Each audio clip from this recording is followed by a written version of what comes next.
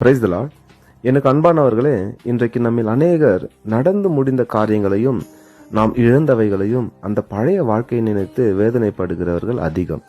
இங்க பாருங்க, 2 சாமுவேல் 12வது அதிகாரத்துல தாவீது ராஜா பத்சேபாள் இடத்துல செய்த பாவத்திற்காக கர்த்தர் நாத்தான் தீர்க்கதரிசியை கொண்டு தாவீதை கண்டிக்கிறார்.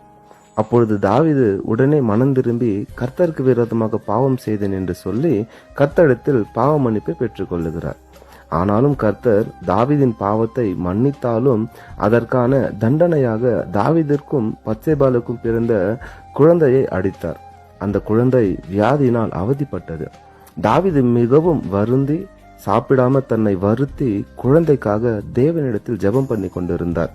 ஆனாலும் 7ஆம் நாளில் பிள்ளை செத்து போனது. எனக்கு அன்பானவர்களே, இன்றைக்கு நம்முடைய வாழ்க்கையில கூட இப்படிப்பட்ட சூழ்நிலை வந்திருக்கலாம். அநேக காரியங்களை நாம் இழந்திருக்கலாம். அநேக மனிதர்களையும் உறவுகளையும் கூட இழந்திருக்கலாம். செல்வம் செழிப்பை இழந்து ஏழ்மையில தவித்து கொண்டிருக்கலாம். இங்க தாவீதின் வாழ்க்கையை பாருங்க. 20வது வசனத்துல குழந்தை செத்து போச்சுன்னு தெரிஞ்ச உடனே அப்பொழுது தாவீது தரையை விட்டு எழுந்து ஸ்நானம் பண்ணி எண்ணெய் பூசிக்கொண்டு தன் வஸ்திரங்களை மாற்றி கர்த்தருடைய ஆலயத்தில் பிரவேசித்து பணிந்து கொண்டு, அதாவது கர்த்தருக்கு ஆராதனை செய்தார் தாவீது ராஜா.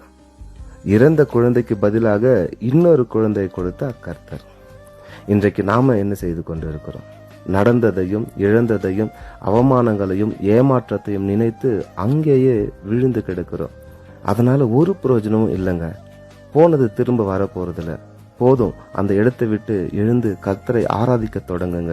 கர்த்தரை துதிக்க ஆரம்பிங்க. நீங்க இழந்ததை காட்டிலும் மேலாத கர்த்தர் கொடுப்பார். அவர் இரக்கத்தில் ஐஸ்வர்யம் உள்ளவர். அவர் மனதுருகுகிற தேவன்.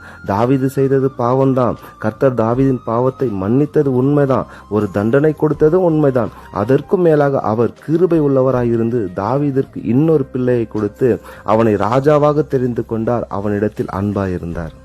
அன்பானவர்களே, நாம் நம்முடைய எல்லா சூழ்நிலைகளிலும் கர்த்தரை துதிக்கும் போது கர்த்தர் நமக்கு நல்லவராய் இருந்து அந்த சூழ்நிலைகளை மாற்றக்கூடியவராய் இருக்கிறார். கர்த்தரை துதியுங்கள்.